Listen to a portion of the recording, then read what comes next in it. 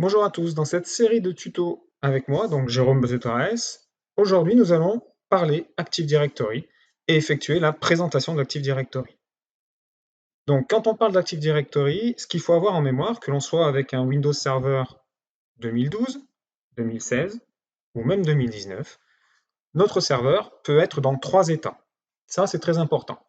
Donc ces 3 états vont donner à notre serveur un certain nombre de caractéristiques. Donc, hop, je vais faire mon premier serveur. Donc ce premier serveur, et ici mes 3 serveurs. Donc on va s'attarder à ce premier serveur. Donc ce premier serveur, qu'est-ce que c'est? On dit que ce serveur, il va être dit étant un serveur qui va être autonome. On va mettre SA pour serveur autonome, ça ira plus vite. Donc on dit que ce serveur est autonome. Serveur autonome, ça veut dire quoi? Eh bien tout simplement, ça veut dire que ce serveur, il va avoir une sécurité qui va être dite locale. Et ça, c'est important. C'est-à-dire que la sécurité, et autrement dit la source de sécurité, eh bien, on va récupérer cette source de sécurité de manière locale. Généralement, une manière de savoir si une machine est autonome ou pas, c'est que généralement, cette machine, on dit qu'elle travaille dans un workgroup. Donc, elle est soit dans un groupe, on va mettre travail comme ça, on va l'écrire. Donc, elle est dans un groupe de travail. Groupe de travail, généralement, un workgroup. Donc,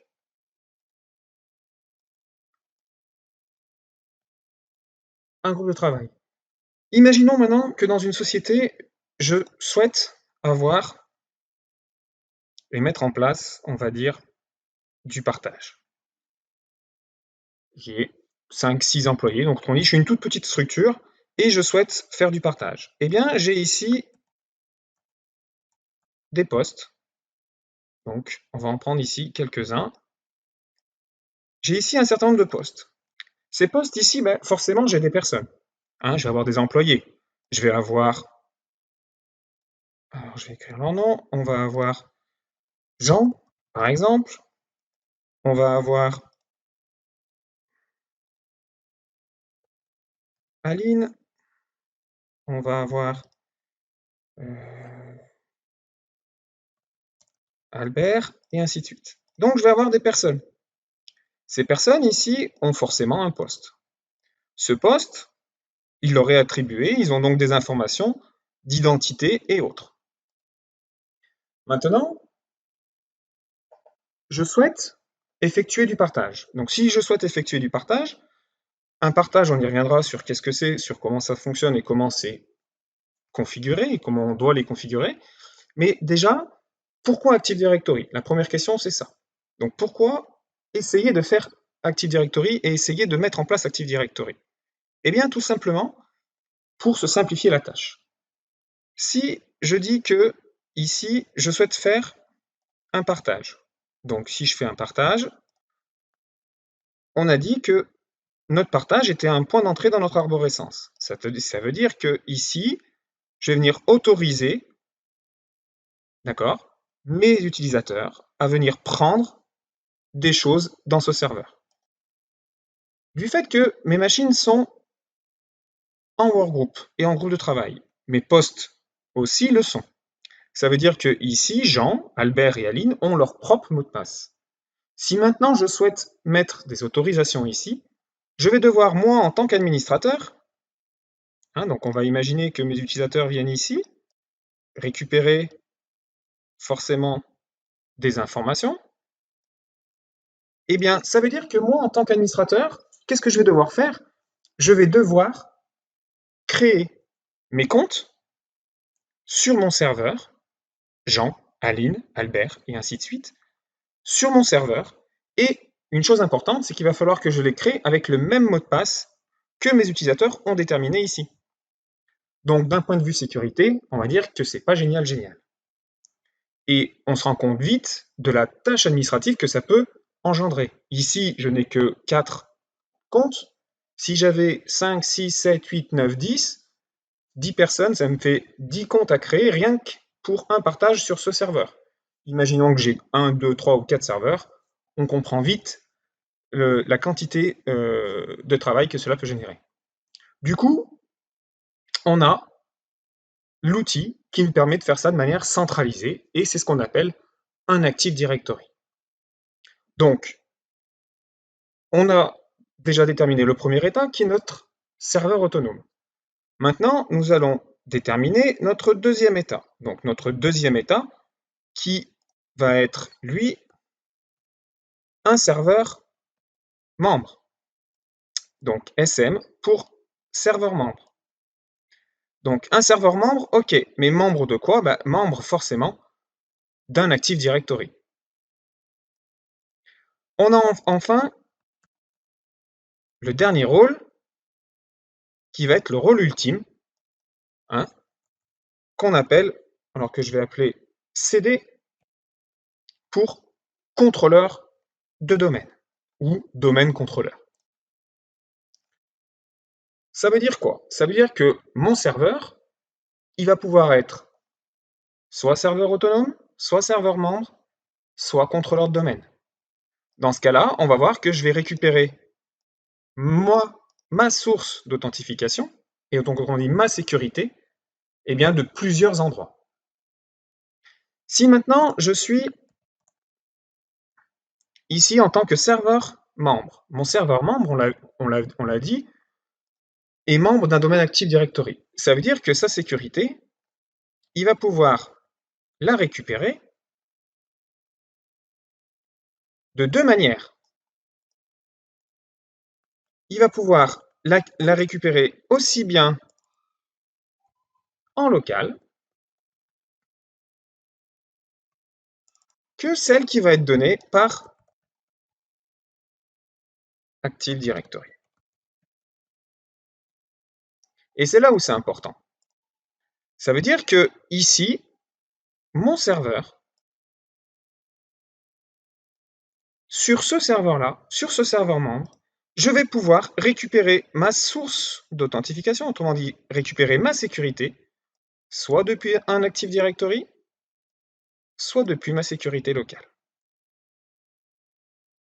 On y reviendra, vous verrez dans quel cas, c'est très important, parce que Active Directory, quelque chose de centralisé, local, quelque chose de unique d'un point de vue machine. Autrement dit, ici, local, comme on l'a vu pour le serveur autonome, eh bien, ce sera la sécurité qui va être donnée par cette machine ici. Donc maintenant, quelles sont les actions qui vont nous permettre de faire bouger l'état de mes serveurs? Notre serveur autonome. Si je souhaite que mon serveur devienne un serveur membre, ma flèche verte va vouloir dire une action positive, autrement dit une action d'ajout, hein, une action de changement d'état. Donc ici, forcément, ici, qu'est-ce que je vais faire? Eh bien, je vais faire une jonction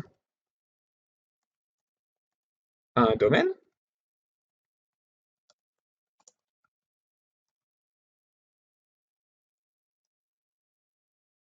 Jonction à un domaine. D'accord? Maintenant, une fois que je suis serveur autonome, je peux aussi bien redevenir serveur. Je suis serveur membre, je veux redevenir serveur autonome. De la même manière, je peux le faire. Cette fois, je vais créer une flèche rouge dans l'autre sens. Et ici, qu'est-ce que je vais faire? Eh bien, tout simplement, je vais quitter mon action, autrement dit, je vais quitter mon domaine Active Directory et je vais joindre quoi? Eh bien, je vais joindre un groupe de travail.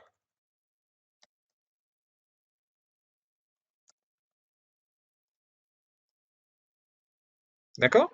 Donc ici, je suis sur une action négative et ici, je suis sur une action plutôt, on va dire, positive.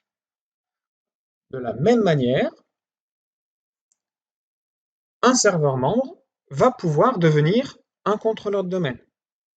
Dans ce cas-là, mon serveur membre, eh bien, je vais voir l'option ici, qui va être une option, on va dire, plutôt favorable.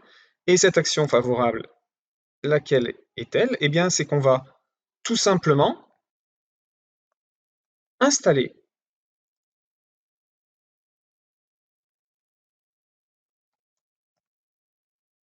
ou du moins promouvoir, parce que c'est plutôt ça le terme,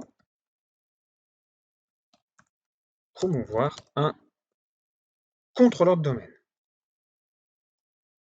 Donc ici, je vais faire la promotion d'un contrôleur de domaine, autrement dit la promotion d'un contrôleur de domaine, d'un serveur membre en tant que contrôleur de domaine, et l'action négative, autrement dit l'action de suppression, elle vient ici, et cette action, eh bien, ça va être tout simplement la suppression d'un contrôleur de domaine.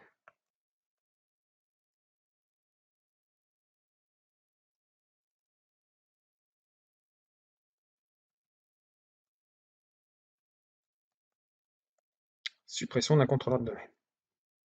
Donc, quand on voit notre schéma comme ça, on se dit, bah, super, j'ai mon serveur autonome, j'ai mon serveur membre et j'ai mon contrôleur de domaine. Par contre, mon contrôleur de domaine, on n'en a pas encore bien parlé, mais on ne voit pas les différentes actions qui me permettent d'aller de l'un à l'autre. Alors, une chose importante, c'est que pour créer un contrôleur de domaine, eh bien, on a une action. Cette action, c'est la suivante. C'est que depuis un serveur autonome, on a la possibilité, hop, un petit coup de gomme, parce que, hop, on va essayer de monter un peu plus haut. Donc, hop, ici, et ici, on va créer notre contrôleur de domaine. Depuis un serveur autonome, en installant un certain nombre de prérequis, on a la possibilité d'installer, de créer notre forêt Active Directory et notre Active Directory de A à Z.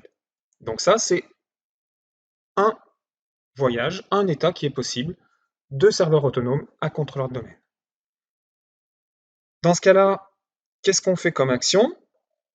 Eh bien, comme action, nous sommes ici sur une action d'installation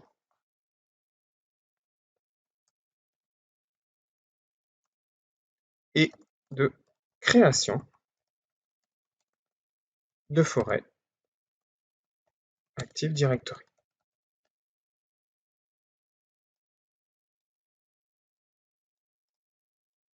Donc ici, nous réalisons l'installation d'Active Directory. De la même manière, nous avons l'action de création, mais nous avons l'action aussi de suppression. Donc l'action de suppression d'Active Directory, depuis un contrôleur de domaine, nous avons la possibilité de repasser à l'état de serveur autonome. Dans ce cas-là, eh bien, nous avons ici,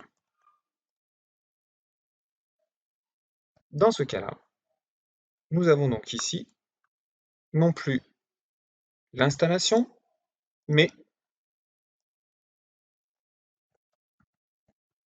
la suppression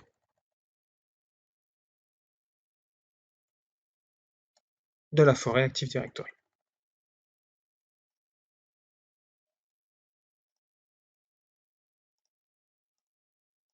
Donc, Active Directory, on a vu les différents états, on a vu les différentes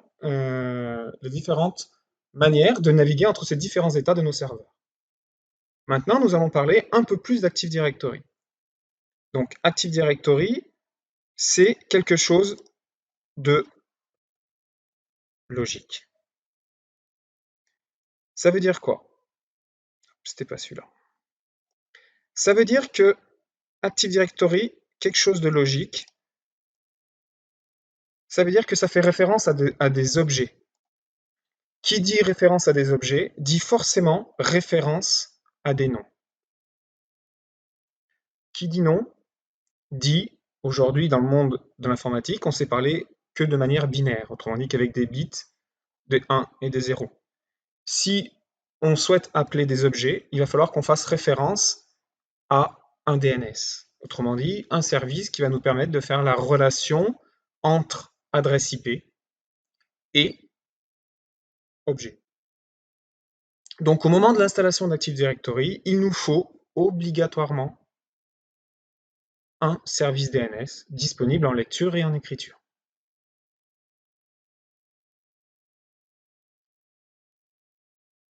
Active Directory, au moment de son installation, au moment de sa promotion, le contrôleur de domaine est le serveur qui va détenir l'intégralité des rôles. Autrement dit, c'est lui qui va être le maître des clés, c'est lui qui va avoir la sécurité. Ce serveur va stocker l'ensemble des informations dans une base de données, et cette base, c'est une base ntds.dit. Donc cette base de données ntds.dit, cette base de données ntds.dit, c'est ce fichier qui va nous permettre et qui nous permet de contenir, et c'est elle qui contient l'intégralité des informations de notre base de données. Donc ntds.dit.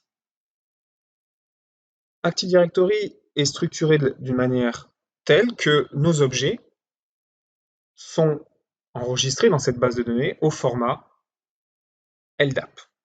Donc le format LDAP est déterminé par une RFC, et donc on aura une manière bien précise pour décrire nos objets dans Active Directory. Donc, une petite chose ici, pour la mémoire, Active Directory a forcément besoin d'une entité DNS disponible en lecture et en écriture au moment de l'installation d'Active Directory. Pourquoi? Parce que Active Directory fonctionne forcément avec des noms.